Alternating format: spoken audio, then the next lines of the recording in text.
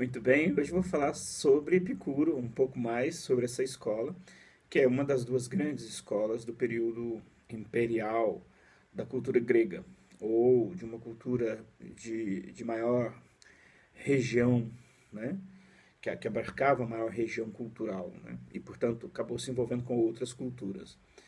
Ah, o epicurismo, então, é uma dessas duas escolas, a outra é o estoicismo, e para a filosofia da educação é importantíssimo, a meu ver, porque era uma resposta que atendia às novidades, eu diria que mais amplas daquele período e que hoje nós poderíamos chamar de mundo globalizado.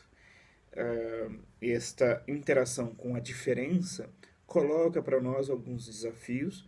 No caso da educação contemporânea, são vários os desafios, e, sobretudo, na época de internet, nós temos mais contatos com as diferenças, o que nos obriga a termos que ter um posicionamento diferente do que na época que vivíamos há 45 anos atrás no Brasil, no meio rural. Nossos pais, avós, nasciam e viviam num raio muito pequeno e, portanto, a ideia de diferença de um outro, muito diferente de nós, era raramente visto. Só quando o circo vinha para a cidade que nós víamos alguma coisa. Nos dias de hoje, não. Nós vemos memes e filmes de cantos tão diferenciados, e no caso de grandes centros urbanos, nós convivemos com as diferenças regionais aqui do Brasil, né, do país inteiro, nacional, e convivemos, por exemplo, como São Paulo, com a diferença de vinda de outros continentes e outros países muito distantes do nosso.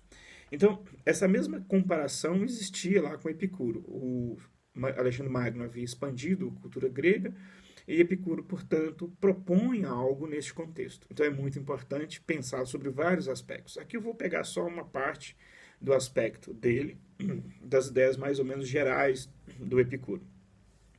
Eu dizia aqui na aula passada que ele tinha lá uma ideia de lógica, uma ideia de ética e de física. E isso tinha a ver com eu quero encarar a filosofia com uma ideia de filosofia de vida, com a ideia de exercícios filosóficos. Não é só eu que faço isso.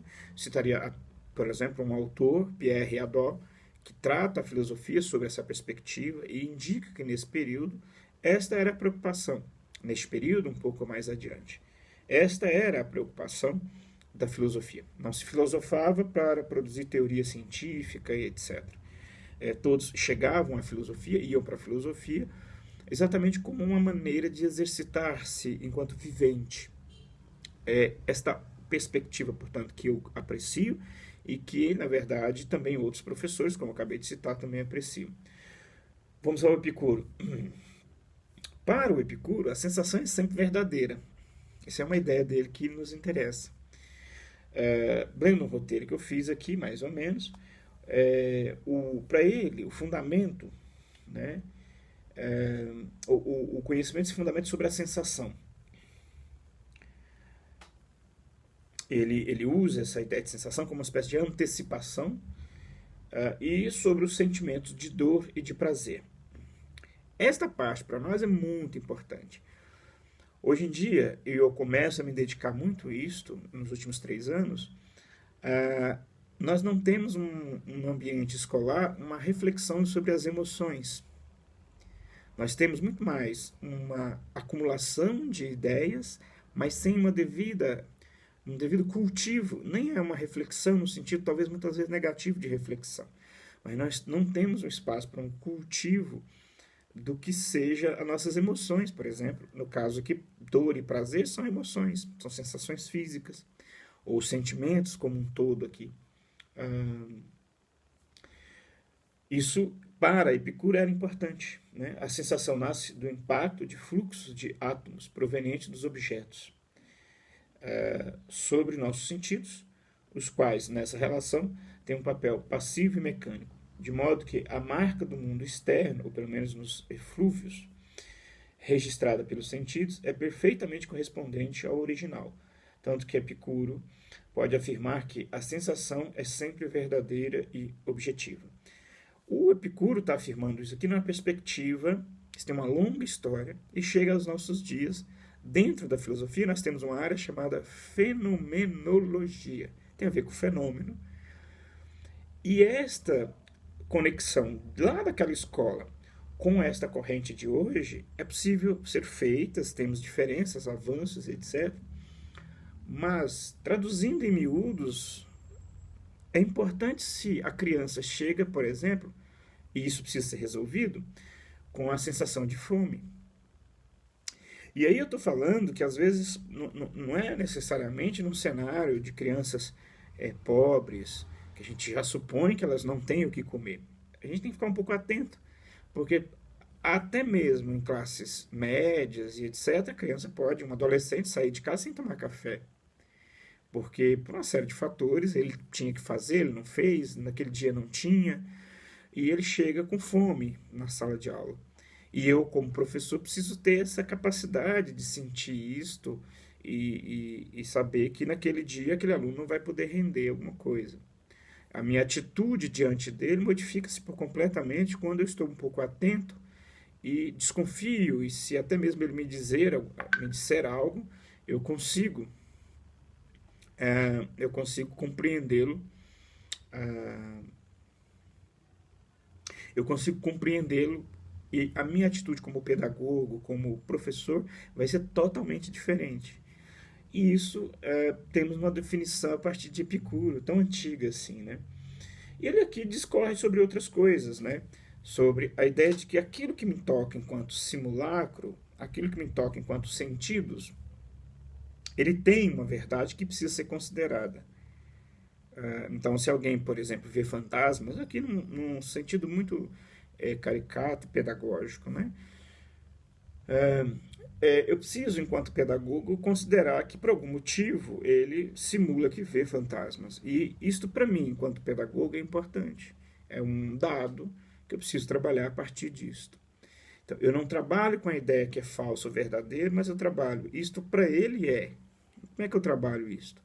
É claro que no caso de alguém simular isso, nós temos aí outras formações dentro da filosofia, com a psicologia, que nos auxilia a pensar se são outras questões aí.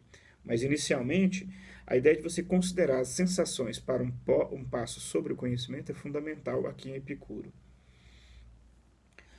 E aí ele fala um pouco dessas sensações, que ele chama de prolepsis, uma palavra grega que quer dizer antecipações. Nós fazemos antecipações das coisas.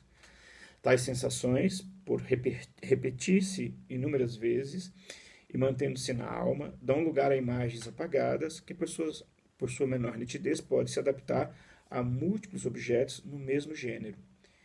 E, portanto, antecipar as características das coisas antes que essas se apresentem. Por isso são chamadas prolepsis, isto é, antecipação. Ou representá-las em sua ausência. São correspondências sensistas do conceito.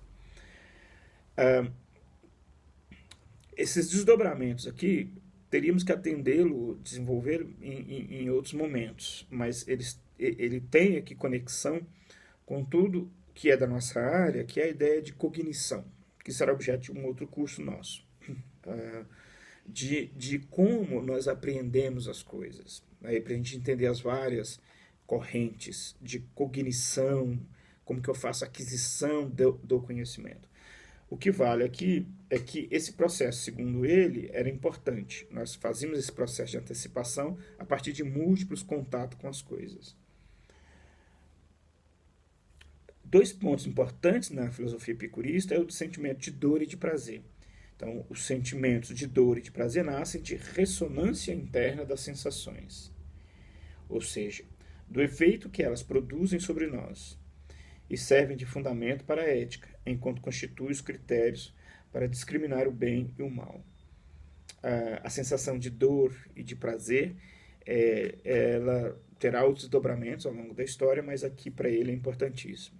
Nós vamos sempre evitar a dor e vamos sempre querer o prazer. E às vezes, por não saber o que é realmente o prazer, nós acabamos aí sim nos perdendo.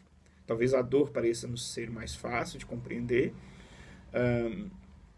sobretudo a dor física, mas depois nós podemos pensar ainda a dor psíquica, que está nesta esfera das representações, de como nós produzimos essas sensações. Isso é importante.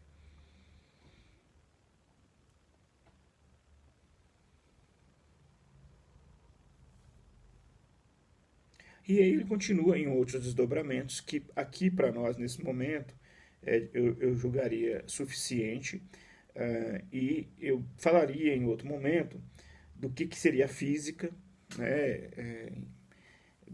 Eu creio que talvez aqui no curso ficaria extensivo demais para o objetivo desse curso, e para nós, eu acho que as questões mais importantes assim, a ser destacada nesse curso mais breve é justamente, e eu não entraria nem na física e nem na ética, que seriam os desdobramentos importantes dessa escola, eu ficaria aqui nessa importância que ele dá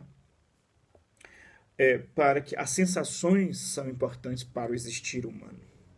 E nós, obviamente, procuramos a felicidade. De uma maneira muito diferente, e aí com desdobramentos mais aprofundados, esse tema da felicidade também já existia, tanto em Platão quanto em Aristóteles. Nós não podemos esquecer disso. Por hoje, sobre a filosofia epicurista, portanto, eu concluo nesta ideia de que no processo educacional as sensações são importantes, e as sensações, como educador, que nós temos que cuidar sempre, as sensações da felicidade. Nesse sentido, um ambiente escolar, por exemplo, bonito, agradável, é importante. E relações amorosas agradáveis, relações amorosas que inspiram confiança e não terror e medo, são importantíssimos no processo segundo a percepção epicurista. Muito obrigado, até a próxima aula.